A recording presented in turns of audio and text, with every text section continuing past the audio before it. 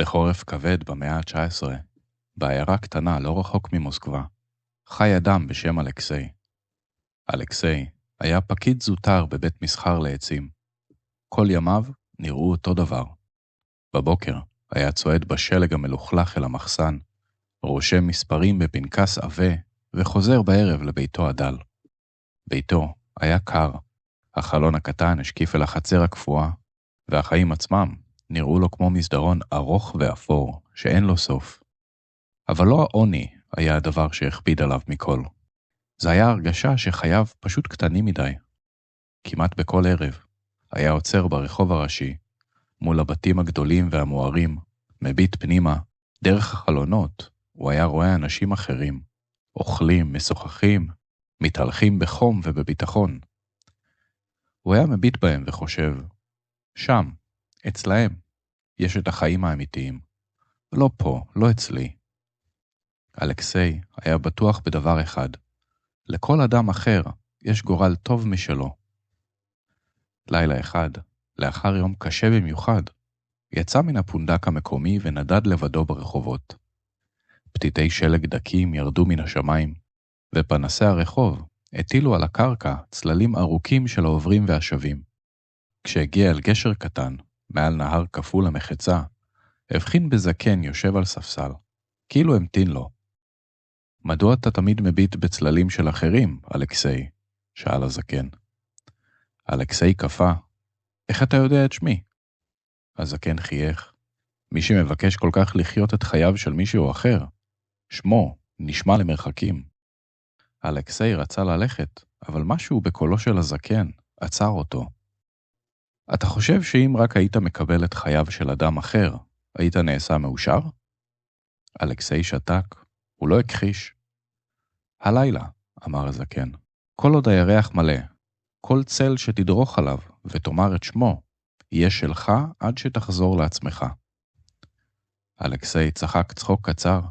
הדבר נשמע מופרך, כמעט מטורף, אבל אדם שמאס בחייו, לעתים מוכן להיאחז גם בדבר שאינו מובן לו כלל. הוא עזב את הגשר, וכשהגיע לכיכר המרכזית, ראה מולו את הסוחר יבגני סמירנוב, האיש העשיר ביותר בעיירה. היה לו מעיל פרווה, מגפיים נוצצות, ומאחוריו צעדו שני משרתים. צילו היה ארוך ונמתח על השלג כמו דרך מרופדת אושר. ליבו של אלכסיי הלם, הוא פסק קדימה, דרך על הצל ולחש, יבגני סמירנוב. ברגע אחד העולם התמוגג. כשפתח את עיניו, עמד בחדר גדול ומפואר, עם שטיחים כבדים, קירות מכוסים עץ כהה, אש בוערת באח, שולחן עמוס מסמכים. הוא הביט בידיו, טבעות זהב על אצבעותיו, ובמראה ניצבו פניו של הסוחר. תחילה הוא התמלא שמחה פראית. סוף סוף הוא לחש לעצמו. אבל אז נפתחה הדלת. אישה מבוגרת נכנסה, פניה מתוחות מדאגה. יבגני, היא אמרה, השליח חזר מפיטרסבורג. הם דורשים את כספם מיד.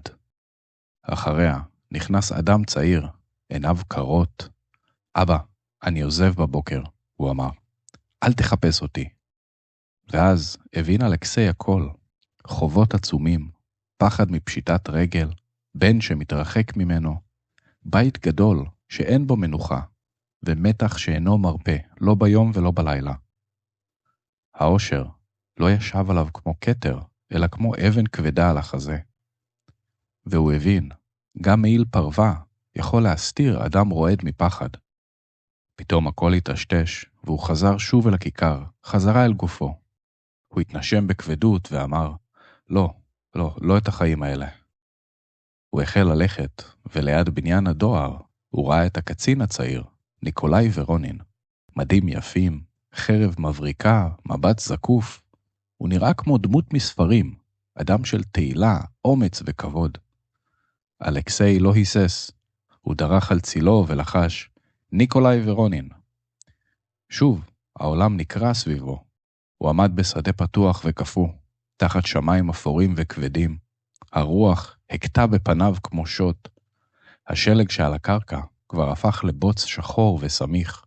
מסביב נשמעו צעקות, פקודות, המולה. הדף של פיצוצים רחוקים.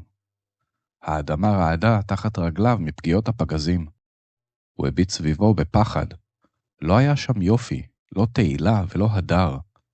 רק אנשים צעירים ועייפים. פניהם כפואות מאימה. אוחזים בנשק בידיים רועדות ומסרבים לזוז. עשן כיסה את האוויר. קולות עמומים עלו מכל כיוון. מישהו נפל בשלג. אחר זעק לעזרה. אחד דחף קדימה כי לא נותרה לו ברירה. אלכסיי הרגיש את הפחד של הקצין בגופו ממש. לא פחד קטן, לא דאגה, אלא פחד עמוק, בלתי נתפס, כזה שסוגר על הלב ופשוט לא מרפא. כל פיצוץ גרם לו להירתע. כל צל בשדה הלבן נדמה כאיום. כל רגע יכל להיות הרגע האחרון של חייו. וגרוע מכל, הוא ידע שגם אם ישרוד, המראות האלה ילכו איתו לנצח. הקור חתך את עצמותיו. הבוץ נצמד למגפיו. הצעקות, הרעש, הבלבול, הכל עטף אותו מכל עבר. ופתאום, המדים הנוצצים שראה בכיכר, כבר לא נראו לו כמו סמל של כבוד, אלא כמו בגד שנלבש מעל חרדה שאין לה שם. הוא רצה רק דבר אחד, לברוח. וכמו בחלום רע, העולם שוב התערפל סביבו. אלכסיי שב אל הרחוב המושלג, כמעט נפל מרוב טלטלה. לא, הוא אמר בקול חנוק, גם לא הוא. בקצה הרחוב ראה אור חלש בחלונו של הרופא הזקן, דוקטור לוייב. לפחות הוא, חשב לעצמו, חי את החיים עם משמעות. אולי הוא לפחות יודע למה הוא קם בבוקר. הוא ראה את צילו של הרופא נמתח על השלג, הוא דרך עליו ולחש, דוקטור לוייב. ושוב השתנה העולם. הפעם מצא את עצמו הולך מבית לבית בלילה קפוא. תיק כבד בידו, המעיל ספוג בשלג, מגפיים רטובות. כל דלת שנכנס חיכה לו אותו הדבר, בצורה אחרת. חולי, חולשה, גניחות כאב, חדרים דחוסים באוויר כבד. הוא עבר מבית לבית. אדם אחד רעד מחום גבוה. אדם אחר בקושי הצליח לנשום. ובבית אחר חיכו לו בדממה נוראית, כאילו כבר הבינו שאין בפיו בשורה טובה. אלכסיי הרגיש כיצד הרופא נושא את כל זה בתוכו. לא רק העייפות, אלא גם הצער שמצטבר כל יום, כל ביקור, כל פנים שכבר ראה מלאות תקווה ואז ראה נשברות. הוא הבין שהרופא הזה חי את חייו בין סבל לסבל. הכאב הזה נכנס איתו למיטה בלילה וקם איתו בבוקר. ופתאום, חייו של הרופא שנראו לאלכסיי כה חשובים, נגלו לו כחיים של שברון לב מתמשך. של אדם שמבלה את ימיו מול חולשה, מול קוצר יד, מול עובדות החיים שאינן מרחמות על איש. וכשהעולם שוב התמוסס סביבו, הוא מצא את עצמו בכיכר, עומד לבדו בשלג הדק, פנסי הרחוב רצדו, מסביב נמתחו צללים ארוכים, של עשירים, של אלמנות, של מוכרי לחם ושל אנשי דת. ופתאום הבין דבר שלא הבין מעולם. אין אדם בלי צל, אין חיים בלי מסע. הוא ראה את האור של אחרים, אבל מעולם לא ראה את מה שהולך מאחוריהם. הצל שדבוק לרגליהם, שקט וכבד. מאותו הלילה, חייו לא הפכו פתאום לפשוטים. החדר נשאר קטן, העבודה נשארה קשה, אבל דבר אחד השתנה.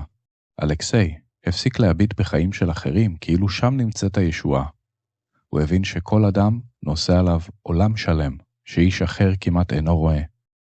עם הזמן, הוא התחיל גם לשנות את חייו, מתוך השלמה אמיצה עם מה שיש, ורצון שקט לעשות ממנו משהו טוב יותר.